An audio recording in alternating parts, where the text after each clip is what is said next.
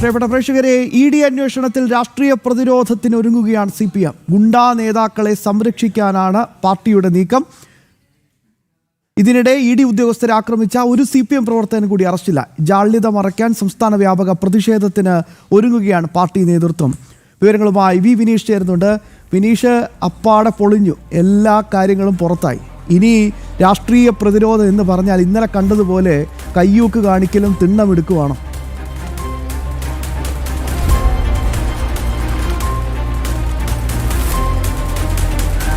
തീർച്ചയായിട്ടും ശ്യാമേ, എന്തായിരുന്നാലും നിലവിലെ സാഹചര്യത്തിൽ CPM ആകെ പ്രതിരോധത്തിലാണ്. പ്രത്യേകിച്ച് തങ്ങളുടെ ഏറ്റവും പ്രധാനപ്പെട്ട നേതാവിൻ്റെ വസതിയിലെത്തി ഇ ഡി ഉദ്യോഗസ്ഥർ റെയ്ഡ് നടത്തുന്ന സാഹചര്യം വരെ സംസ്ഥാനത്തുണ്ടായിരിക്കുന്നു. അപ്പോൾ എക്സാലോജിക്കിൽ ഈ നേതാവിൻ്റെ മകൾക്ക് വീണ, അല്ലെങ്കിൽ മുഖ്യമന്ത്രിയായിരുന്ന പിണറായി വിജയൻ്റെ മകൾക്ക് കൃത്യമായ പങ്കുണ്ട് എന്ന് സംബന്ധിച്ചുള്ള വിവരങ്ങളുടെ അടിസ്ഥാനത്തിൽ തന്നെയാണ് ഇ ഡിയുടെ റെയ്ഡ് എന്ന കാര്യത്തിൽ സംശയമില്ല.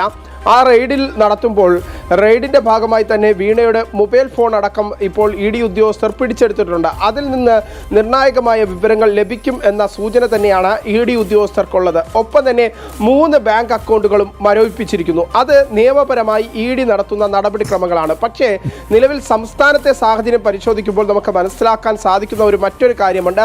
ഈ ഉദ്യോഗസ്ഥർ തങ്ങളുടെ നിയമപരമായ നടപടിക്രമങ്ങൾ നടത്തുമ്പോൾ അതിനെ ആക്രമണത്തിലൂടെ നേരിടാൻ ശ്രമിക്കുന്ന CPM പ്രവർത്തകരെയും നേതാക്കളെയുമാണ് കഴിഞ്ഞ ദിവസം നമുക്ക് കാണാൻ സാധിച്ചത്. ആ ഒരു ആക്രമണം വലിയ ശക്തമായ രീതിയിൽ CPM നേതാക്കളും പ്രവർത്തകരും കാണിക്കുമ്പോഴും അവർക്ക് ചുക്കാൻ പിടിക്കുന്നതാകട്ടെ കോൺഗ്രസിൻ്റെ, അല്ലെങ്കിൽ ഇപ്പോഴേ ആഭ്യന്തര വകുപ്പ് വഹിക്കുന്ന രമേശ് ചെന്നിത്തലയാണ്, അല്ലെങ്കിൽ കോൺഗ്രസ് ആണ് എന്ന കാര്യത്തിൽ സംശയമില്ല. കാരണം 8 മണിക്കൂറാണ് കഴിഞ്ഞ ദിവസം ഇത്തരത്തിൽ പ്രതിപക്ഷ നേതാവായിരിക്കുന്ന പിണറായി വിജയൻ്റെ വീട്ടിൽ റെയ്ഡ് നടത്തുന്നത്. ആ റെയ്ഡ് നടത്തി 8 മണിക്കൂർ പിന്നിട്ടിട്ട് ഈ ഇ ഡി ഉദ്യോഗസ്ഥർ പുറത്തേക്ക് ഇറങ്ങുന്ന സമയത്ത് സംഘടിതമായി ആസൂത്രിതമായി എത്തിയ CPM നേതാക്കളും പ്രവർത്തകരും ഇ ഡി ഉദ്യോഗസ്ഥരെ ആക്രമിക്കുന്ന കാഴ്ച നമുക്ക് കാണാൻ സാധിച്ചു. അങ്ങനെ ആ ആക്രമിക്കുന്ന സമയത്ത് പോലും പോലീസ് നോക്കുകുത്തിയാകുന്നു. പിന്നീട് ഇത് വലിയ രീതിയിൽ ചർച്ചയാകും എന്ന കാര്യങ്ങൾ മനസ്സിലാക്കിയതിന് ശേഷമാണ് പോലീസ് നടപടിക്രമങ്ങളിലേക്ക് കടക്കുന്നത്.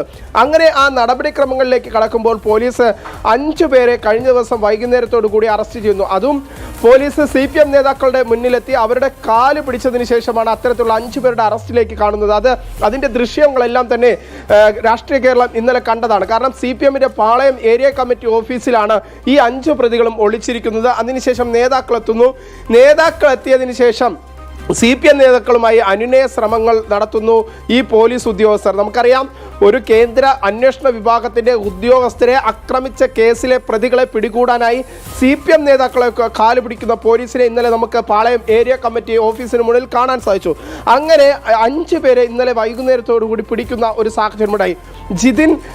ജിതിൻ രാജ്, മനോജ്, ജീവൻ, ഷാഹിൻ, ശ്രീജിത്ത്, അനിൽകുമാർ, കിരൺ എന്നീ പ്രതികളെയാണ് പിടികൂട്ടിയിട്ടുള്ളത്. ഇന്നാണ് അനിൽകുമാർ, കിരൺ എന്നിവരെ 2 പേരെയും കൂടി പോലീസ് പിടികൂടുന്നത്. അതേസമയം തന്നെ പോലീസ് ഈ ആസൂത്രണമായി ഒരു ആക്രമണം അഴിച്ചുവിട്ട CPM ഗുണ്ടാ നേതാക്കൾക്കെതിരെ നടപടിയെടുക്കാൻ ഇതുവരെയും തയ്യാറാകുന്നില്ല എന്നതാണ് പ്രധാനപ്പെട്ട കാര്യം. അതിൽ ഏറ്റവും പ്രധാനപ്പെട്ട പ്രതി എന്ന് പറയുന്നത് നമുക്കറിയാം ആറ്റുകാൽ ഉണ്ണി എന്ന് പറയുന്ന വ്യക്തിയാണ്. ആറ്റുകാൽ ഉണ്ണി നിരന്തരമായി നമുക്കറിയാം തിരുവനന്തപുരം നഗരത്തിൽ ഏതൊരു പ്രശ്നമുണ്ടായാലും CPMൻ്റെ ഭാഗത്ത് നിന്ന് അക്രമത്തിന് ഏറ്റവും പ്രധാനമായും തുടക്കം കുറിക്കുന്ന വ്യക്തി. ആ ഒരു വ്യക്തിയുടെ ഭാഗത്തു നിന്നാണ് ഇത്തരത്തിൽ കഴിഞ്ഞ ദിവസം ആക്രമണങ്ങൾ ആരംഭിക്കുന്നത്. ആ നേതാവിനെ അത്തരത്തിൽ ക്രിമിനൽ പശ്ചാത്തലമുള്ള ആ വ്യക്തിയെ അറസ്റ്റ് ചെയ്യാൻ പോലീസ് ഇതുവരെയും തയ്യാറാകുന്നില്ല.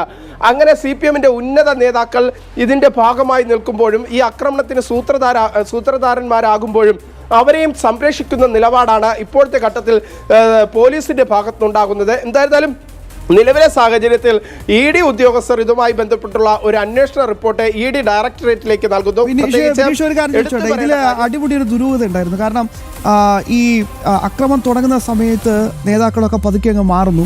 സ്വാഭാവികമായിട്ടും അക്രമത്തിലേക്ക് ഒരു വലിയ കൈവിട്ട കളിയിലേക്ക് കാര്യങ്ങൾ കടക്കാനുള്ളൊരു സാധ്യത ഒരുപക്ഷെ, അതായത് ആസൂത്രിതമായിട്ട് വെൽ പ്ലാൻഡ് ആയിട്ടുള്ള ഒരു ആക്രമണമായിരുന്നു എന്നാണ് മനസ്സിലാക്കേണ്ടത്. കാരണം അപ്പോൾ ഇന്നലെ രമേശ് ചെന്നിത്തല തന്നെ പറഞ്ഞു, കോഴിക്കോട് ഒരു പ്രശ്നമില്ല, കണ്ണൂർ ഒരു പ്രശ്നമില്ല, ഇവിടെ മാത്രം എന്താണ് പ്രശ്നമെന്ന്.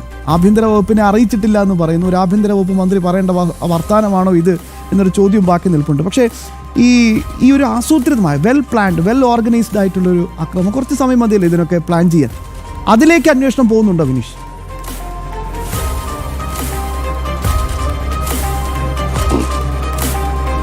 നിലവിലെ സാഹചര്യത്തിൽ അത്തരത്തിലുള്ള അന്വേഷണത്തിലേക്ക് ഇപ്പോഴും അന്വേഷണ സംഘം പ്രത്യേകിച്ച് സംസ്ഥാന പോലീസോ സംസ്ഥാന ഇന്റലിജൻസ് വിഭാഗമോ അത്തരത്തിൽ കടന്നിട്ടില്ല എന്നതാണ് പ്രധാനപ്പെട്ട കാര്യം. ഇതിൽ ഈ ഒരു റെയ്ഡ് നടക്കുന്ന സമയത്ത് ആ സ്ഥലത്തേക്ക് ഈ പ്രവർത്തകരെ വിളിച്ചു വരുത്തുന്നത് ആദ്യം എത്തിയ നേതാക്കളാണ്. നേതാക്കൾ എന്ന് പറയുമ്പോൾ നമുക്കറിയാം V Sivankutty, V K Prashanth അടക്കമുള്ള ആളുകളാണ് ഇവിടേക്ക് കടന്നെത്തുന്നതും ഉടനെ തന്നെ അവിടെ ആക്രമണത്തിന് സാധാരണക്കാരായ പ്രവർത്തകരെ വിളിച്ചു കൂട്ടുക. പ്രത്യേകിച്ച് CPM-ന്റെ ഒരു തിരുവനന്തപുരം സിറ്റിയെ സംബന്ധിച്ചിടത്തോളം ഒരു ഗുണ്ടാ പ്രവർത്തനം ചെയ്യുന്ന കുറേ CPM നേതാക്കളുണ്ട്, പ്രവർത്തകരുണ്ട്. അവരെ ഒരുമിച്ച് വിളിച്ചു കൂട്ടുന്നു. അവിടെ ആ ഒരു സമയത്ത് തന്നെ സംസ്ഥാന പോലീസിലെ എല്ലാ ഉദ്യോഗസ്ഥർക്കും ഇന്റലിജൻസ് വിഭാഗത്തിനും സ്പെഷ്യൽ ബ്രാഞ്ച് വിഭാഗത്തിനൊക്കെ ഈ ഒരു ആക്രമണം നടത്തുന്ന ഈ ഒരു CPM പ്രവർത്തകരെ സംബന്ധിച്ച്, ഈ ഗുണ്ടകളെ സംബന്ധിച്ചുള്ള കൃത്യമായ ബോധ്യമുണ്ട്. അവരൊക്കെ അവിടെ എത്തിയ സമയത്തും കൃത്യമായ ഒരു സംരക്ഷണം ED ഉദ്യോഗസ്ഥർ പിണറായിയുടെ വീട്ടിൽ നിന്ന് റെയ്ഡ് കഴിഞ്ഞ് പുറത്തേക്ക് ഇറങ്ങുന്ന സമയത്ത് അവർക്ക് കൃത്യമായ ഒരു സംരക്ഷണം ഒരുക്കാനുള്ള ഒരു സംവിധാനം ചെയ്തിട്ടില്ല എന്നതാണ് പ്രധാനപ്പെട്ട കാര്യം. അതിൽ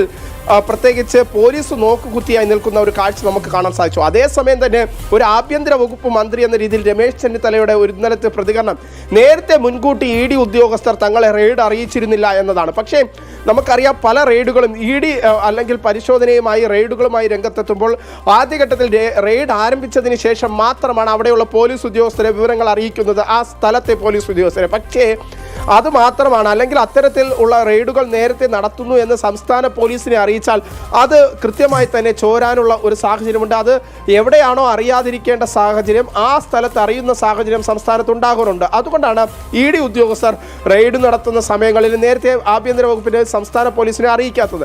പക്ഷേ ഈ ഒരു റെയ്ഡ് ആരംഭിക്കുന്ന ഘട്ടത്തിൽ തന്നെ അത്തരത്തിലുള്ള ഒരു നിർദ്ദേശം അല്ലെങ്കിൽ ഇത്തരത്തിലുള്ള റെയ്ഡ് നടക്കുന്നു എന്ന ഇൻഫർമേഷൻ എല്ലാ പോലീസ് സംവിധാനങ്ങളിലേക്കും ED ഉദ്യോഗസ്ഥർ അറിയിക്കും. അത് ഇത്തവണയും ഇവിടെയും അറിയിച്ചിട്ടുണ്ട്. പക്ഷേ നിലവിലെ സാഹചര്യത്തിൽ മുൻകൂട്ടി അറിയിക്കാനുള്ള ഒരു സാഹചര്യവുമില്ല, അത് അറിയിക്കേണ്ടതുമില്ല. പക്ഷേ ഇപ്പോൾ നമുക്ക് മനസ്സിലാക്കാൻ സാധിക്കുന്നത് ഇതിൻ്റെ അടിസ്ഥാനത്തിൽ ഒരുപക്ഷെ ഈ ആഭ്യന്തര വകുപ്പ് പോലും CPM-ന്റെ ഗുണ്ടാ നേതാക്കളെ സംരക്ഷിക്കുന്നു, CPM-ന്റെ നേതാക്കളെ സംരക്ഷിക്കുന്നു, അക്രമം നടത്തിയവരെ സംരക്ഷിക്കുന്നു.